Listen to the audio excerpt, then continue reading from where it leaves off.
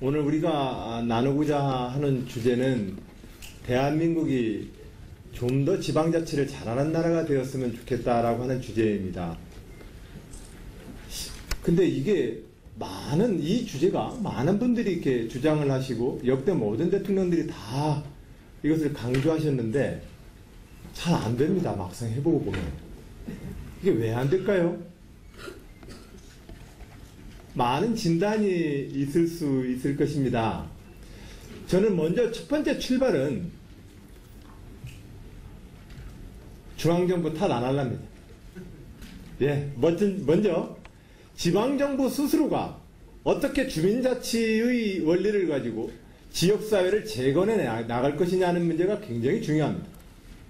그런 점에서 보면 지방정부가 어떠한 지방정부일 수 있느냐의 문제에 대해서 먼저 노력을 해야 되겠습니다. 나에게 권한 안 줬어요. 나 재정 부족해요. 국민 입장을 놓고 보면 지방정부와 중앙정부가 매번 이 권한 싸움하는 것처럼 보입니다.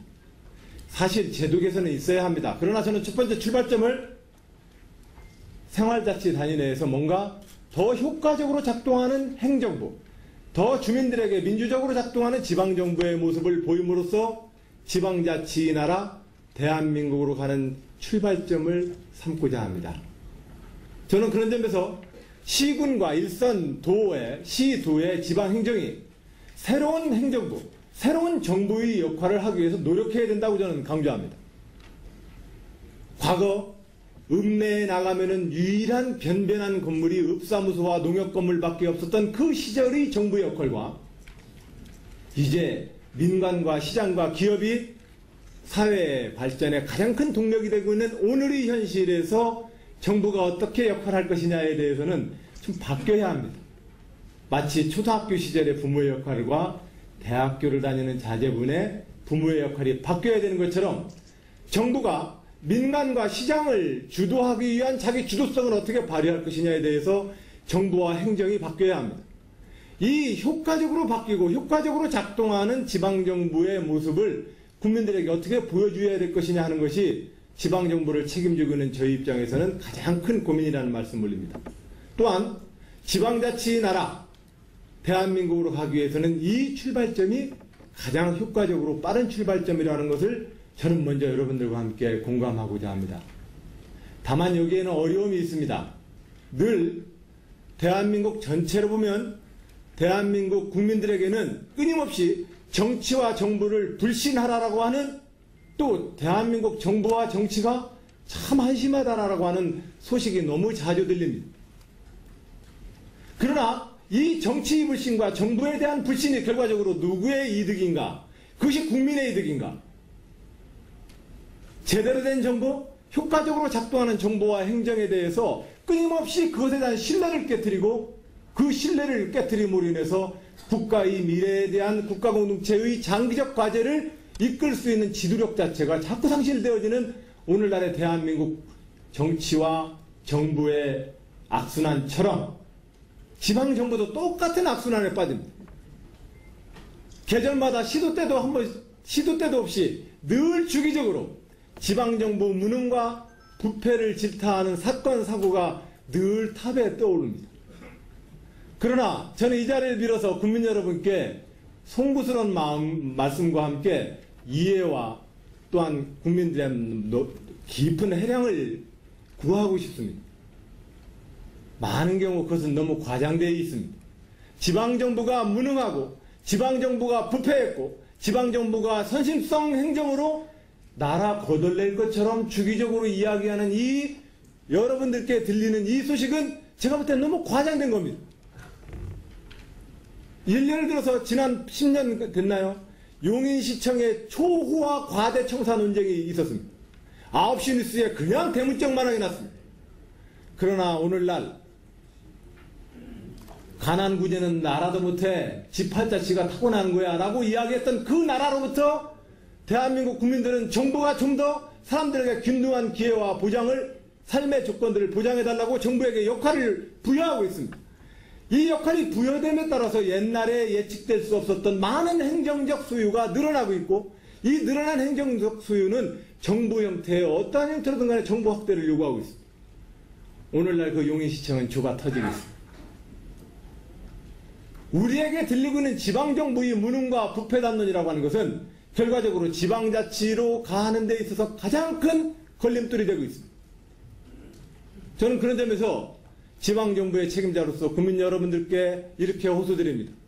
최선을 다해서 지방정부가 국민들에게 가장 효과적으로 대응하는 지방정부가 되도록 노력하겠습니다. 국민 여러분, 지방정부를 신뢰해 주십시오. 가장 효과적으로 대응하겠습니다. 그리고 또한 주기적으로 지방정부의 무능과 부패론이 들릴 때면 한 번만 더 좀 생각해 주십시오. 지방공직자들 실력 없어서 무책임해서 그러는 거 아닙니다. 뭔가 오해가 있습니다. 라고 한 번만 더 좀 생각해 주십사 국민 여러분들께 호소드리고 이 자리를 메우신 우리 언론인 여러분들께도 간곡히 부탁드립니다. 우리가 너무 오랫동안 중앙에서 하는 것은 세련되어 보이고 실력 있어 보이고 지방은 뭔가 무능해 보이고 뭔가 조금 잘 안 되는 것처럼 보입니다. 그러나 사실은 그것이 인종차별과 다를 게 뭐가 있죠? 뭔가 흑백 인종차별에서 흑인은 뭔가 범죄율이 높고 흑인은 뭔가 무지해 보이고 흑인은 뭔가 무능해 보이는 그 담론이 결과적으로 인종차별을 성립시키는 사상적 토대 아닙니까? 오늘날 지방자치 나라 대한민국으로 가는데 가장 그 내부적으로 걸림돌이 뭡니까?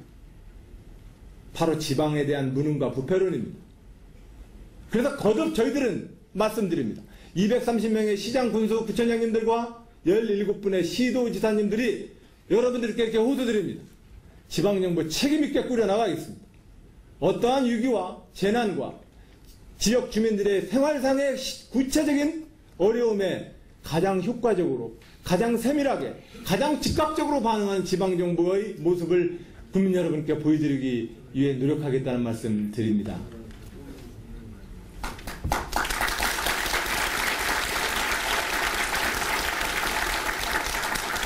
이것이 저는 지방자치 나라로 가는 첫 번째 우리의 노력이라고 생각합니다. 또한 두 번째로 저는 모든 분께 제안합니다.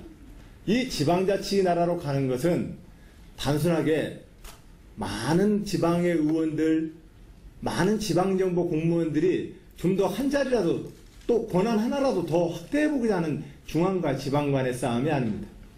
오늘날 여야 대선 후보 모든 분들이 경제민주화를 얘기합니다. 아니 전세계 모든 지주자들이 경제민주화와 양극화와 오늘의 세계화된 자본의 이동에 따른 국가행정의 무기력증 앞에 다들 고민하고 있습니다. 어떤 방식으로 풀겠습니까? 동네의 이마트와 롯데마트와 대형 슈퍼체인들이 재래시장을 죽이고 있는데 이 문제에 대해서 어떤 방식으로 풀겠습니까?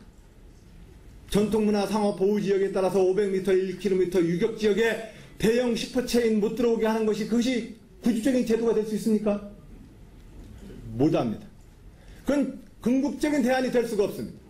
우리가 새로운 민주주의와 새로운 자본주의 시장의 번영을 요구한다면 기본적으로 대형화된 자본의 지배로부터 지역 공동체의 주민의 참여 공간과 소비자와 주권자가 참여하는 공간이 필요합니다. 이것은 그 대형 마트에 가는 사람도 지역 주민이요. 중앙정부를 지지하는 것도 지역 주민입니다.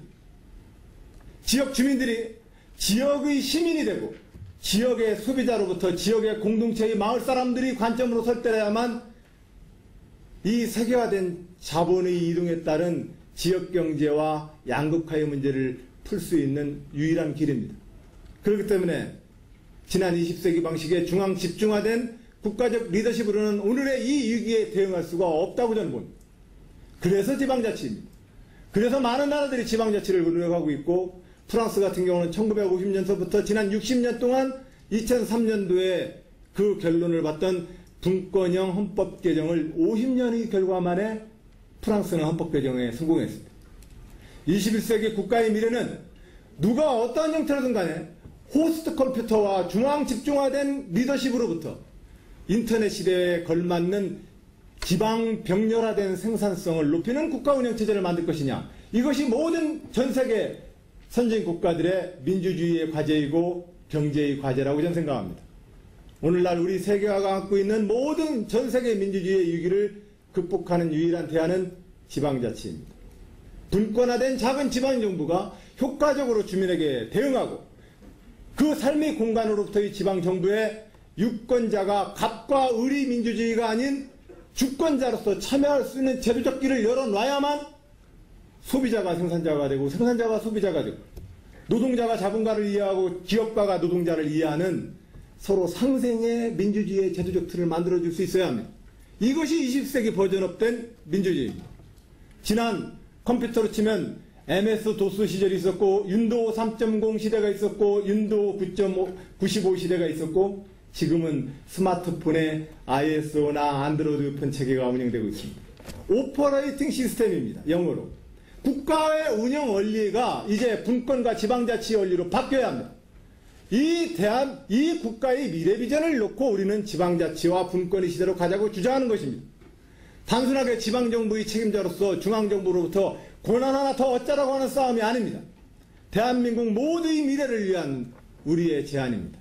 저는 오늘 이 논의가 그런 점에서 많은 선생님들에 의해서 더 뒷받침될 것이고 대선 후보님들이 메시지와 직접적인 참여와 격려를 통해서 대한민국의 이러한 의제가 모든 국민들께 함께 동의되어지고 인식이 공유되길 진심으로 바랍니다. 여러분 말씀 마치겠습니다.